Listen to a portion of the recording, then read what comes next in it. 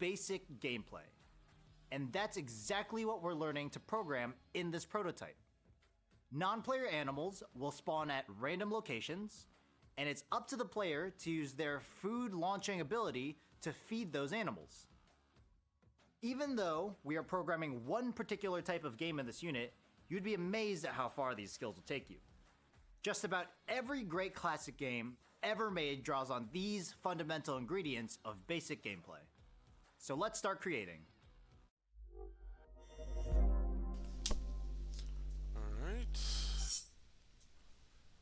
Alright. Done with it. That's it? Why did they... Wait. Okay.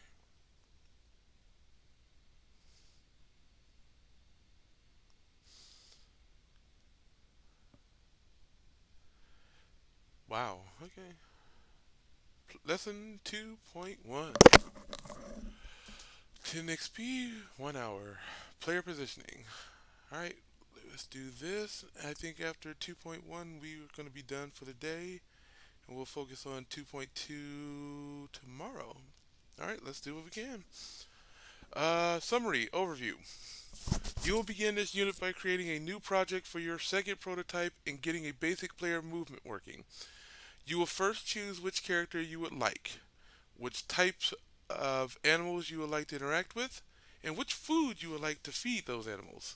You will give the player basic side-to-side movements just like you did in prototype 1, but then you will use if-then statements to keep the player in bounds.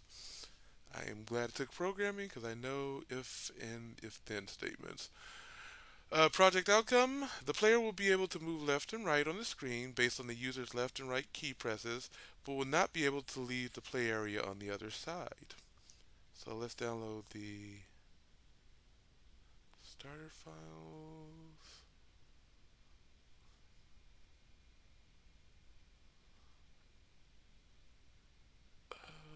Blue.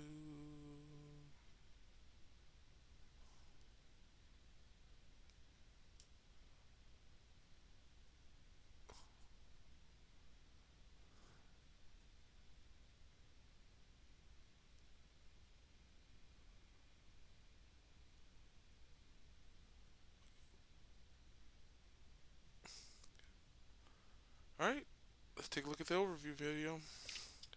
Here we go. Learning something new.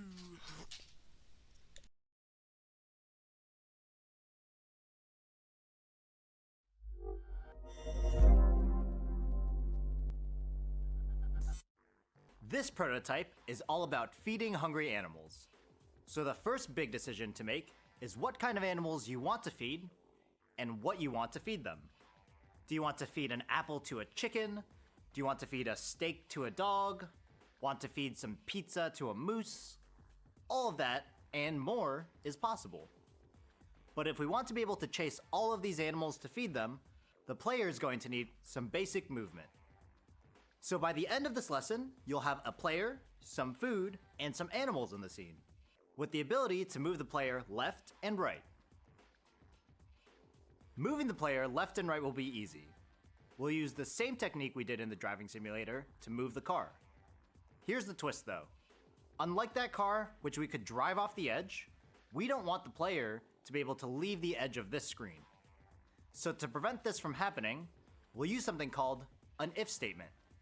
An if statement is a pretty straightforward concept. If some condition is met, then do something. In our project, if the player's position is too far to the left, then we'll stop them. If the player's position is too far to the right, then we'll stop them there too. If statements are one of the most important tools for adding logic to your projects. So to make all that happen, I'll see you in Unity.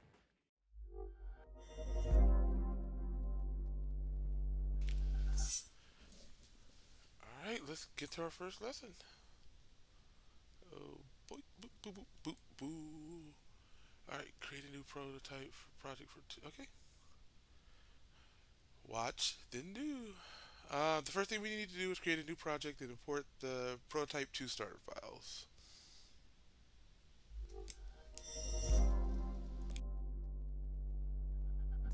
Alright, so we're going to get started with Prototype 2, and in order to get started, the first thing I'm going to have to do is make a new empty 3D project and import the Prototype 2 starter files. Now, rather than showing you how to do this step by step through the Unity Hub, since you already did this for Prototype 1, I'm just going to skip forward to the point where I've created the new project for Prototype 2 and the imported assets. There are instructions for how to do that beneath the video for you to follow in case you forgot how to do this. Okay, now I've skipped forward to where I've created a new Prototype 2 project and I've already imported the Prototype 2 starter files, so I just need to open the scene. In my project window, in my assets folder, I'm going to select the scenes folder and open it up by double clicking. I'm going to double click on Prototype 2, so this will show us the new scene that we have for our next project. I'm going to right click on sample scene, delete, and then last but not least, I'm going to reset my layout to the new layout that I had created. So on the right side of Unity, underneath the layout button, select whichever layout works for you best. In my case, my personal layout I've created. And now we're ready to get started. So what you're going to do is create a new 3D project through Unity Hub called Prototype 2, download and import the Prototype 2 starter files, and then open the Prototype 2 scene in your preferred layout. Now it's your turn. No Unity noise? Alright. Okay, so, hope I don't mean, God. Sorry, hope that wasn't clipping loud. Okay. Alright, so now we got that. Starting creating a project.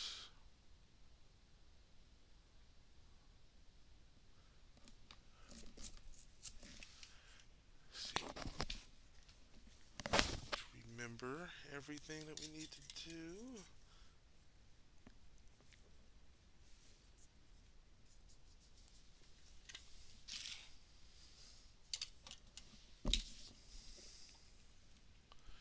And let's take a second for it to open up our new prototype. Hold on one second. I'll be right back. Gonna take a tinkle.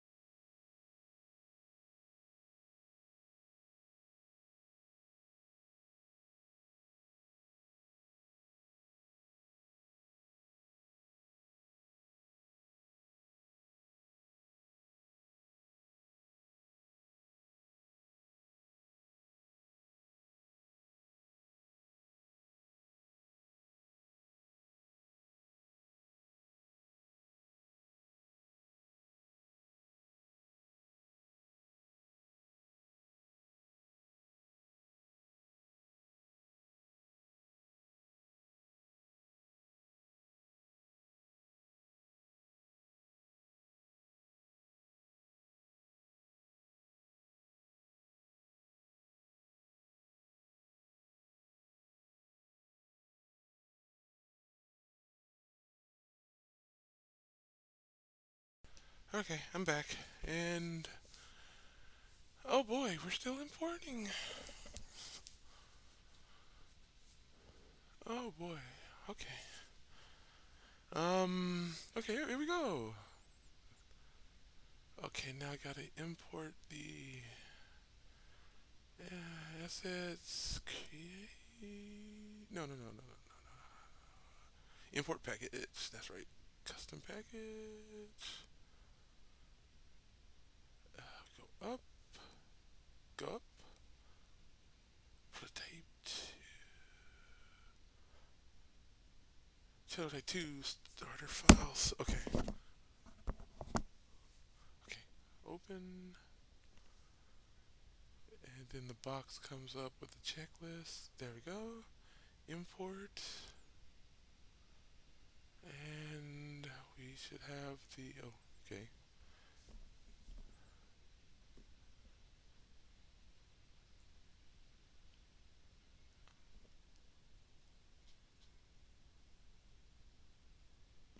Did it not load? What did I do wrong?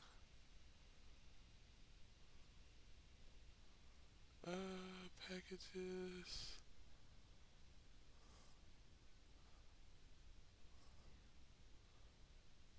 Animal feed humans scenes. Oh, that's right. Then I can delete the sample scene. Oh, do I have to double click it? Yes, I do. Okay, there we go. Now we're caught up. Okay, we are exactly where we needed to be with where the instructor is. I guess he'll have us correct our view and everything in a second. Alright, so let's get rid of you. Delete it. Delete the sample scene. Boop. Go. Alright, and there we go. Alright, done and done. Alright, let's go to part 2. Uh, Mark is completed. Add the player, animals, and we're all going to do all that in one go, are we? I guess this is faster than the car one. I guess we know what we're doing, so be more confident, Emil. You're okay. Uh, and it's okay to make like this is a learning experience. I'm pretty much by myself. I don't know why I'm being so hard. Like I'm not dumb. I just wish this stuck a little bit easier, and I'm moving along pretty well. Like the code is working, the games I'm making are working, so not you're doing okay. You're doing okay. Let's continue. Let's get all of our objects positioned in the scene, including the player, animals, and food. Yum yum yum. Here we go.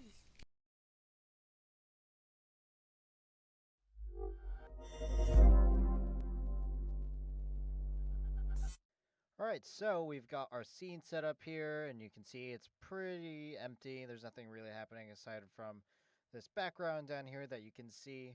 So we're actually going to change the perspective to be top down by just clicking the green arrow underneath Y on the top right of our scene view. We'll just zoom this out. We'll see if we can get a better position. There you go. That's pretty good.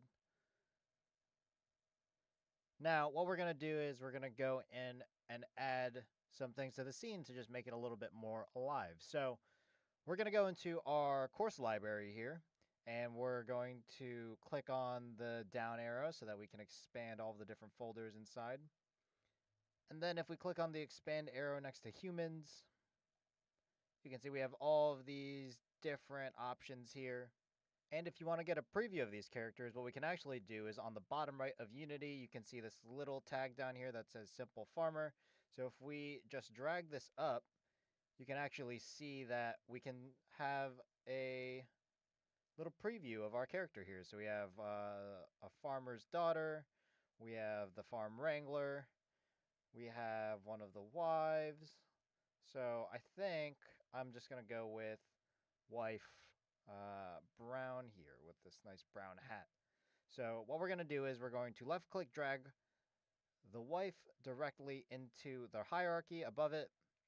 So that way our characters spawned exactly at 0, 0, 0. It just makes things a lot easier.